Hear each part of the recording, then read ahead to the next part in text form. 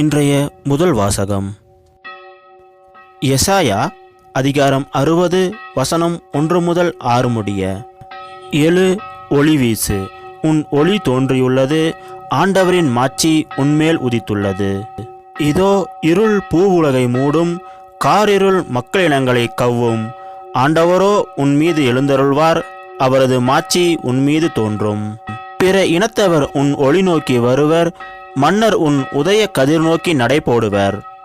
உன் கண்களை உயர்த்தி உன்னை சுற்றிலும் பார், அவர்கள் அனைவரும் ஒருங்கே திரண்டு உன்னிடம் வருகின்றனர். தொலையிலிருந்து உன் புதல்வர் வருவர், உன் புதல்வியர் தோளில் தூக்கி வரப்படுவர். அப்பொழுது நீ அதை கண்டு அகமகிழ்வாய், உன் இதயம் வியந்து விம்பும். கடலின் திரள் செல்வம் உன்னிடம் கொணரப்படும், பிற இனத்தாரின் சொத்துக்கள் உன்னை வந்தடையும். ஒட்டகங்களின் பெருந்திரள் உன்னை நிரப்பும், மிதியான், ஏப்பாகு ஆகியவற்றின் இளம் ஒட்டகங்களும் வந்து சேரும். இளம் நாட்டினர் யாவரும் பொன் நறுமண பொருள் ஏந்தி வருவர், அவர்கள் ஆண்டவரின் புகழை எடுத்துரைப்பர். இது ஆண்டவர் வழங்கும் அருள்வாக்கு. இன்றைய இரண்டாம் வாசகம் எபேசியருக்கு எழுதிய திருமுகத்திலிருந்து வாசகம். அதிகாரம் 3 வசனம் 2 முதல் 3 முடிய மற்றும் 5 முதல் 6 முடிய. உங்கள் நலனுக்காக கடவுளின் அருளால் எனக்களிக்கப்பட்ட பொறுப்பை பற்றி கேள்விப்பட்டிருப்பீர்கள் என எண்ணுகிறேன். அந்த மறைப்பொருள் எனக்கு இறை வெளிப்பாட்டின் வழியாகவே தெரியப்படுத்தப்பட்டது.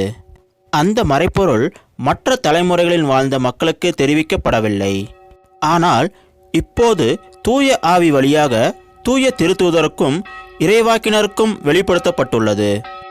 நற்செய்தியின் வழியாக பிற இனத்தாரும் கிறிஸ்து இயேசுவின் மூலம் உடன் உரிமையாளரும் ஒரே உடலின் உறுப்பினரும் வாக்குறுதியின் உடன் பங்காளிகளும் ஆகிறார்கள் என்பதே அம்மறைப்பொருள். இது ஆண்டவர் வழங்கும் அருள்வாக்கு. இன்றைய நற்செய்தி மத்தேயு அதிகாரம் 2 வசனம் 1 முதல் 12 முடிய. ஏரோது அரசன் காலத்தில் யூதேயாவில் உள்ள பெத்லகேமில் இயேசு பிறந்தார்.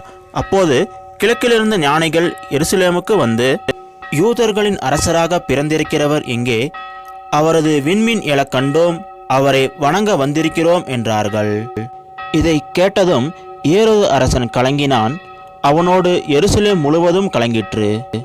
அவன் எல்லா தலைமை குருக்களையும் மக்களிடையே இருந்த மறைநூல் அறிஞர்களையும் ஒன்று கூட்டி மெசியா எங்கே பிறப்பார் என்று அவர்களிடம் விசாரித்தார்.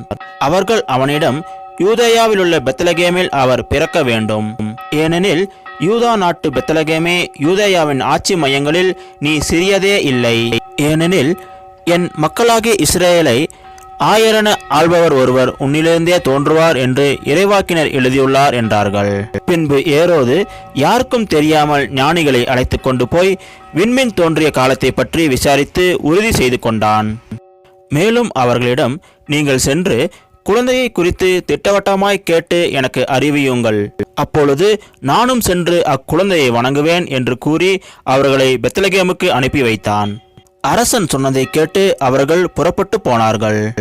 இதோ முன்பு எழுந்த விண்மீன் தோன்றி குழந்தை இருந்த இடத்துக்கு மேல் வந்து நிற்கும் வரை அவர்களுக்கு முன்னே சென்று கொண்டிருந்தது.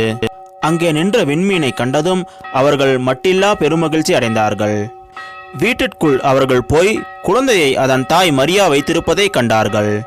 நெடுஞ்சான் கிடையாய் விழுந்து குழந்தையை வணங்கினார்கள்.